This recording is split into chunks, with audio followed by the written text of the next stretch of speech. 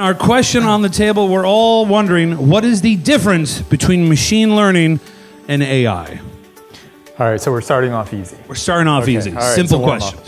All right, so I see AI as kind of like that high-level view of just machines having some sort of intelligence. So you can think about it, back in the day, artificial intelligence was really just machines capable of making decisions, right? And so it's as simple as putting together a program that has, if then else statements in it. And so you get some data coming in, and then it's hard coded and it makes a decision. So very simple. We called it artificial intelligence. It's really anything that any time a machine or non-human things make decisions. So that's really a broad concept. Then you kind of, a subset of that is machine learning. Machine learning is actually having them, machines learn off of data. So you hear about this a lot, big data, these big data sets. So you feed a data set to the machine, and it will determine how to make decisions. So once it's seen the data, now you can feed it like real world data, and it will make a decision based off of that. So it kind of learns on its own. There's also kind of like two components to machine learning. Something you mentioned was like the statistical models. So you hear a lot about regressions. That's very heavily statistics based. And then there's like the new terms of the deep learning or neural nets, which is based on the way the brain actually works. And so I see those as two kind of the components of machine learning. So. Same question to you. I would agree. Again, as far as AI, I look at that as kind of the primer, the Lego set from which machine learning was constructed. So AI basically set the parameters, the context of what artificial intelligence was about. Decision science was another area that you can kind of, when you start looking at if-then statements and just simple Boolean logic, that's kind of the AI premise, and there's a lot more of human interaction or human requirements to make it happen. So a lot of man-hour effort. Whereas, as Dan pointed out, with machine learning, it's to the point where you're able to start building the models, more complex models, using the data, creating new algorithms, and then eventually allowing the machine to build its own algorithms. As some of the Amazon, Google, Microsoft are all in that area right now, right? So they're actually teaching. Their machine learning is actually teaching itself how to play games, how to interpret data, and how to actually create new algorithms. So it's teaching a machine to teach a machine. That's terrifying. Is there one you prefer overall? Is like I'm a noob in all this. I'm not as smart as anyone in this room, so I'm going to ask some dumb questions. Everyone deal with it. So is there one that you prefer, the MI, the machine learning, or the AI? Well, I think again, who you're talking, depending on who you're talking. Talking to me. But, well, I mean, if you look at it from a perspective, machine learning is probably going to be more relevant to anything we apply to. Obviously Hollywood's uses AI in terms of making it glorified. HAL, Alexa, HAL is a good example. iRobot. Oh, sure. But that context is, I would say. Again, I think it's misinterpreted. Back to what Dan's point was, it's kind of the foundation, right?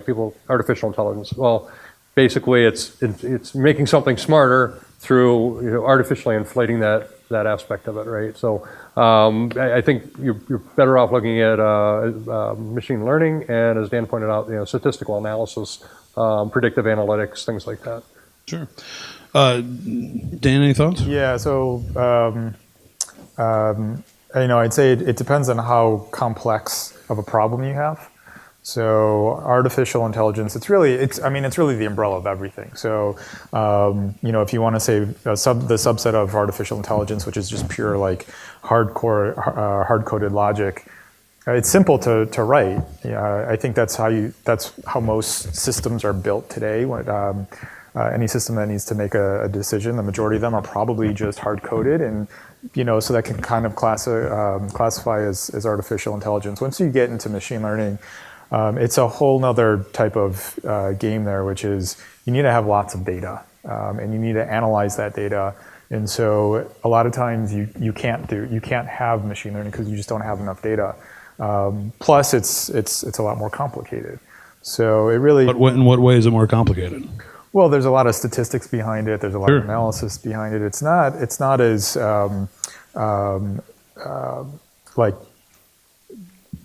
directly certified, right? Like, so you can't just look at a model and say, okay, yep, I know that works. I know it's going to arrive at the right decision every single time, because truly you don't understand those decisions. Sure. So that's where it gets complicated, because now you have to do a whole lot of analysis around it. Well, then how important are statistics for MI? I have to sit down. Sorry.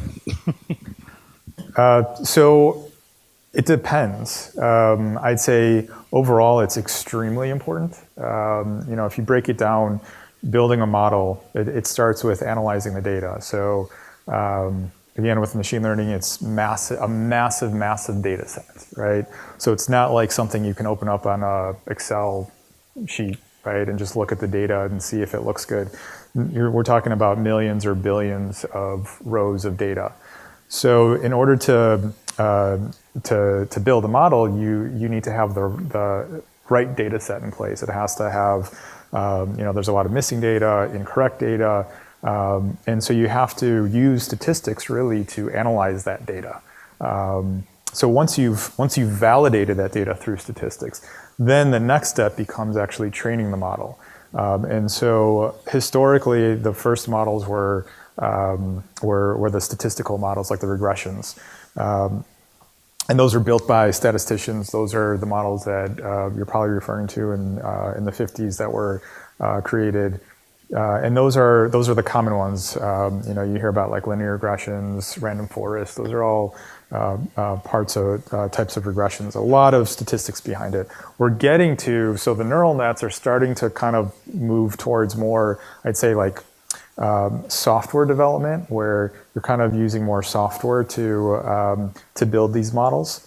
But again, so you maybe a little bit less than the actual like generation of the model, but then once you've actually trained that model and you need to analyze the output of that data, again, it goes back to statistics. So overall, I think that there is a trend of, and you see this across many fields, where you have these specialists, so statisticians, they kind of created this, a big part of this field. And then you see software developers or software engineering, which kind of takes these complex things and wraps up standard practices, standard libraries, standard code that kind of just automates this stuff. So it's becoming less important than maybe 10 years ago to know statistics, but there's still a tremendous piece to it.